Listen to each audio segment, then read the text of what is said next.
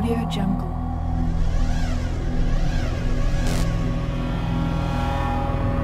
Audio Jungle.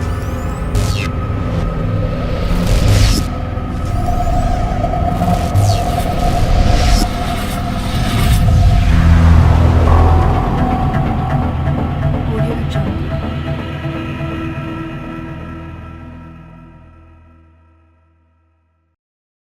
Hello everybody and welcome. This is Roland Hartmann from Graphic in Motion. In this tutorial I want to show you how to customize my holographic logo reveal template. But before we get started in After Effects, I want to talk a little bit about the different versions included in the download. So if you download the plugin and you unzip the file, then you will see that we have two different project folders in here.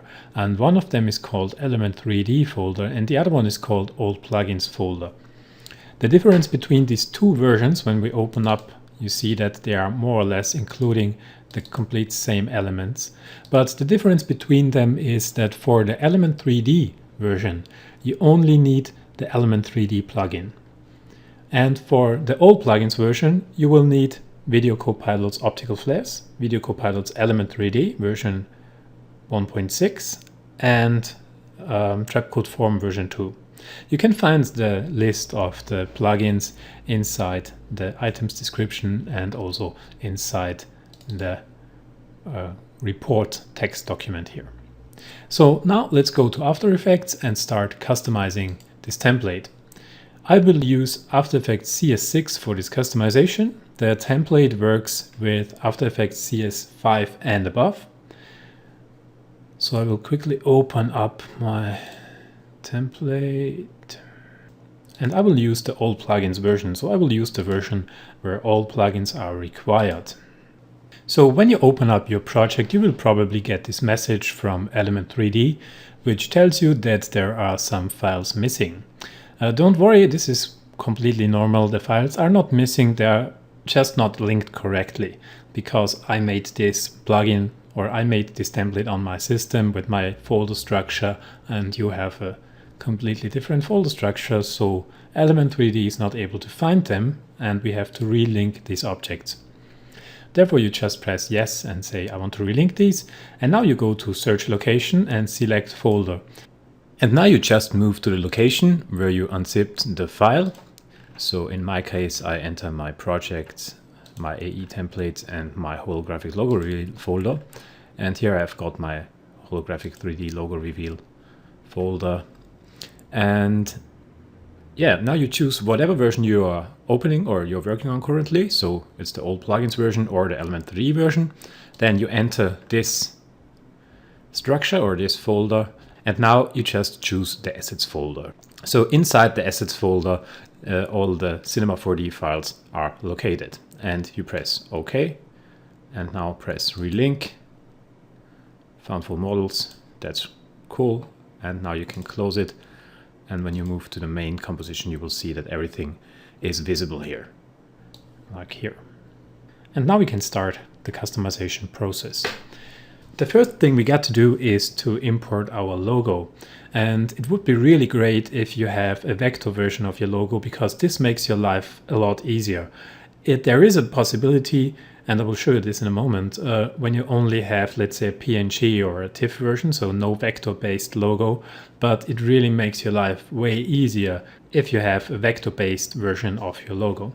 So for this example, I will just import my logo by going to File, Import File, and I will import my AI, so this is an Adobe Illustrator file, and I will just drag it into my logo composition and scale it to approximately fit my placeholder. I will just orientate on this box here, the title safe area, the inner one, because I don't want it to stick out of my energy sphere later on. So just scale it approximately like this. And now I just disable my Envato logo. I could also delete this, but for now I just leave it like this. And now I move on to my main composition. And inside my main composition, I will move the cursor to around 30 seconds so that I can see the final logo revealed. and that I can now adjust what I need. Or let's go to 29 seconds, maybe a little bit better. And you immediately see that we have a problem here because the Envato 3D extrusion is visible but textured with my logo. So I have to change the 3D extrusion. And this works through masks. So I have to tell Element 3D the shape of my logo. And therefore it comes in very handy if your logo is vector based. So if you have a vector based logo, what you can do is you can select your logo inside After Effects and go to Edit and choose Edit Original. You of course also can just open up Illustrator and open up your logo, your Illustrator file. Important is that you open up Illustrator, here it is. And the only thing we want to do in Illustrator is just click and drag over your logo and select all the vectors. So you can see that my logo consists of quite a bit of shapes here. And I just selected them by click and drag. And now I just go to Edit, of course I'm inside Illustrator, Edit, Copy, and I can just get this to my other screen here. And now I move to my logo masks layer.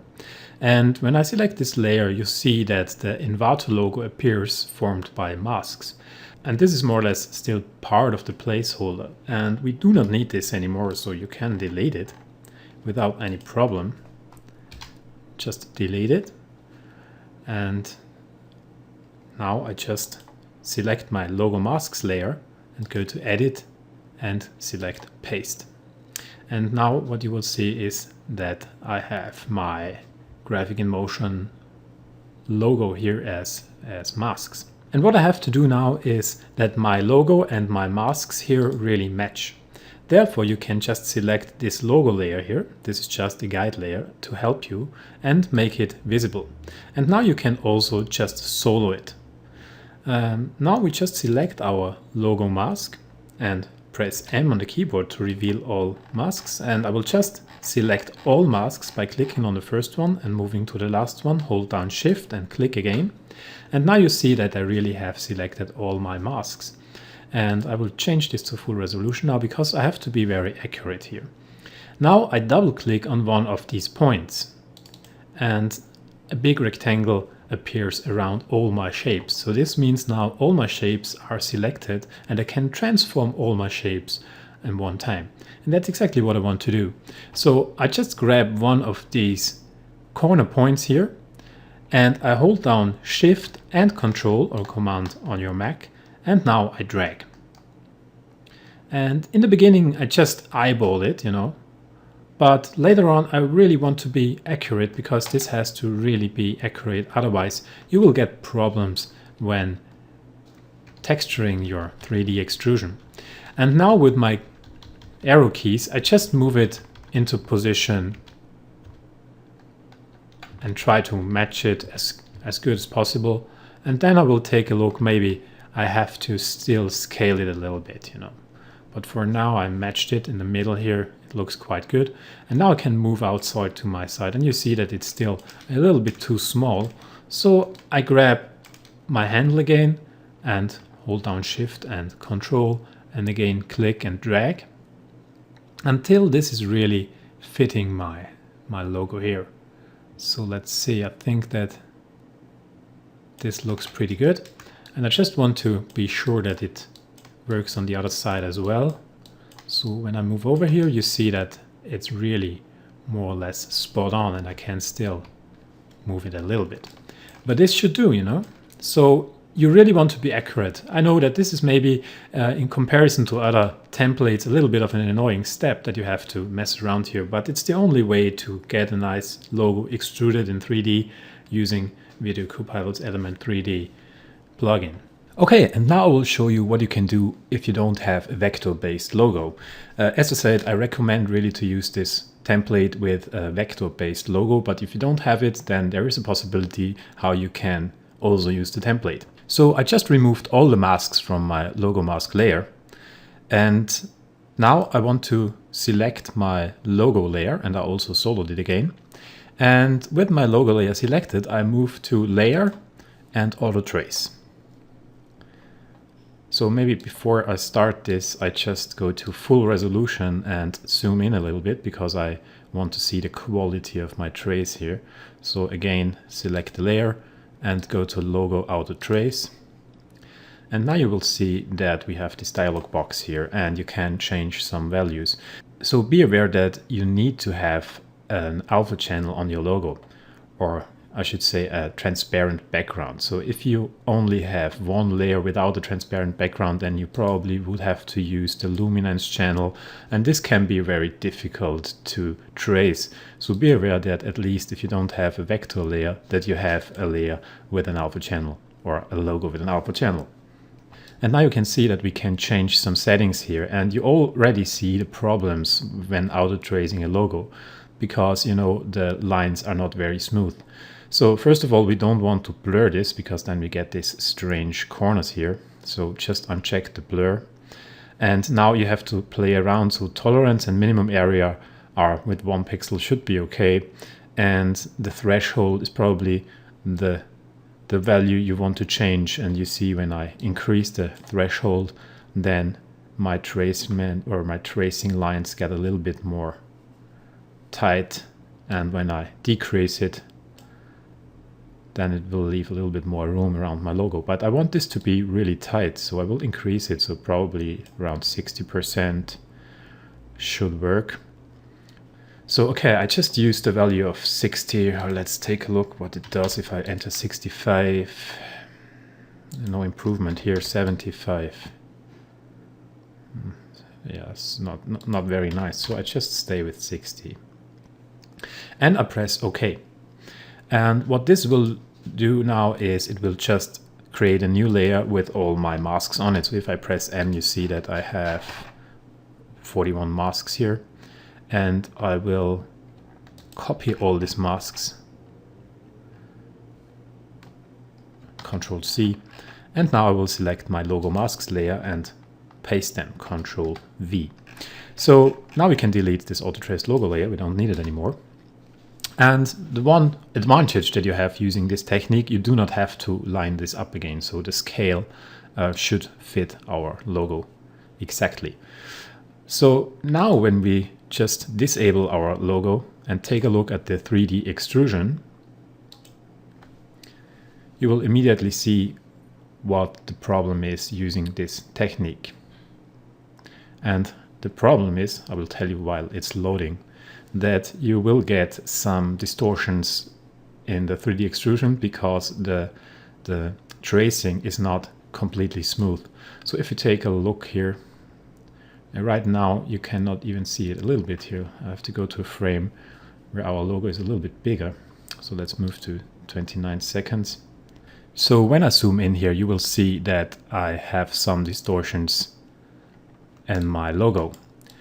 And this is caused because, as I showed you before, the tracing is not perfectly smooth. So you can get away with it definitely, you know, because if you take a look at it, it's not that bad. But if you really want a smooth result, then you probably should rework your mask. So if I enter my masks logo and for a moment, just let's solo this. And now we really move close to our masks. You will see that, for example, here, this is not really smooth. And you would have to rework maybe all these points by hand. So again, I really recommend to use, if it's possible, a vector-based logo. It will make your life a lot easier than working around with the auto trace function that is not so perfect. Now the next steps are really simple. You just choose a frame in the middle of our animation because you want to match colors or change colors. As a default, the colors match the Envato logo, but I definitely want to change these colors. Therefore, I just choose or select my color control layer on the top here, and you will see in the effect controls panel that we have a bunch of colors here. And as a help to change colors, I will just enable my logo guide layer again. I just will use it to pick some colors from my logo. So let's start by adding my holo colors. My first holo color should be, let's say, like my pink here. And you will see immediately what this does. The second one should be, the second one should be, I just take the color picker and pick a color here, like my blue here. And you see this is changing quite a lot. So I make this a little bit darker because, you know, these particles are set to add, so they will brighten up automatically. And now I want to change the flare color, of course, and the flare should be, let's say, like the blue that I've got here. Looks really nice. And now I also want to change my light settings, and I can just pick the light colors from my colors here. So let's take light number 2, and therefore I probably will just disable my logo now. And you will see that the light affects the environment and especially these small particles here a lot. So if I change one light to, let's say, this one to this color, you will immediately see a change in the look of these elements, and this is important. And I will just take the same color here, and let's see what this does. And now they get this nice look. And I probably will leave this as a white light, and I will change this from this light green to a slight blue because my look should be a little bit colder. Okay, so you see now this is it with changing all these colors here, but I still have to change my element, my glowing elements, and especially my projector here. And therefore I just select my element 3D layers. Let's start with the 3D scene. Maybe you want to take over one of your colors. So let's say we want to make these glowing elements here blue. So I will just take this blue here and copy the number value, Control V or Control C to copy it. And now I go to my scene, E3D scene, and go to my scene setup. And I just select my city buildings material here. And again, the same, don't worry when Element 3D doesn't show this properly. Sometimes it's has a little bit problems with showing the textures. And what I did is I just go to the illumination channel and press on the color tab here, and I just paste by Control V my color here. And I will do the same on my arc material, again, illumination channel, paste in this, and maybe even make it brighter. Do the same here so that it's nice and bright, and copy this color value. Okay, and now we'll do the same on the floor material and paste this in. Okay, and I will press OK, and you will see immediately this changes. So now what I want to do is to change the glowing point or the glowing sphere in the middle here. And therefore I just go to my E3D projector layer and again go to scene setup inside the effect controls panel. And here I can change the illumination of my tube material. Just paste in the color. So, and the same for my sphere light layer. So paste in this color. Okay, press OK. And now you see that we changed this look quite a bit. And of course you saw that you can paste individual colors for every element and create your completely own look. So only one more thing to do. When you take a close look at our logo reveal, then you will see that in the beginning, I will just take a look at a close-up of our sphere here, that our logo is revealing with a glowing border. And I also want to color this blue. So I will choose or select my Element 3D logo, E3D logo layer, and again enter scene setup. And my color value is still in the memory, so I can just go to illumination channel and paste it in here too. Control V, OK, and now we are done. Okay, so now customization is more or less finished. You know, if you want to do some in-depth customization, like change the particle values or whatever, then you can of course check or press the hide all button, and you will see that there are a lot of layers that are hidden in the standard settings because I wanted to give you a better overview. But of course, if you want, you can take a look at all the luminance mattes and the diffuse mattes that I'm using. For example, we can enter our luminance logo luminance, and you see here we have these lines, and we have this white line is more or less forming or controlling the glowing border of our build-up animation. And you can take a look at this and really edit, change, and do everything you want. And another option to control the look of this is to change the E3D color correction layer.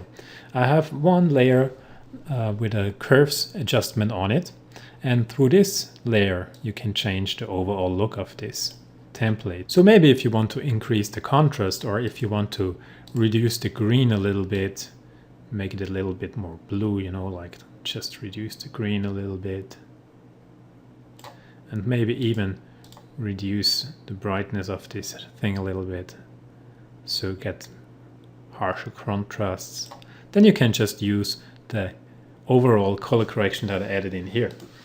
So now in the end, I want to give you one more hint.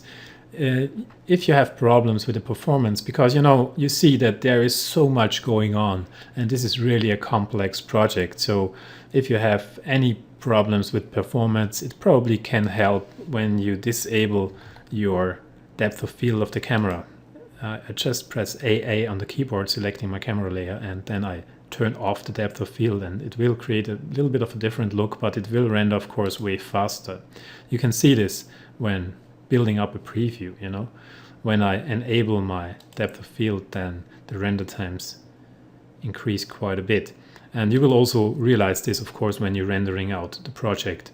So if it's important for you to get a quicker render, then you can, of course, play around here. You could, of course, disable some of the elements or whatever. So I just wanted to tell you this, that you are aware that this is really a high-end project and needs a certain level of computer power to work properly. But if you have this computer power, then you definitely get a nice template, and I really hope that you like it and that you create some really nice animations with it. If you have any problems, as always, feel free to write me a message through my VideoHive profile, or also visit my website, which is www.graphicinmotion.com, and you can also find a contact form there. So thank you very much for watching, and I really hope to see you soon. Goodbye. Audio Jungle.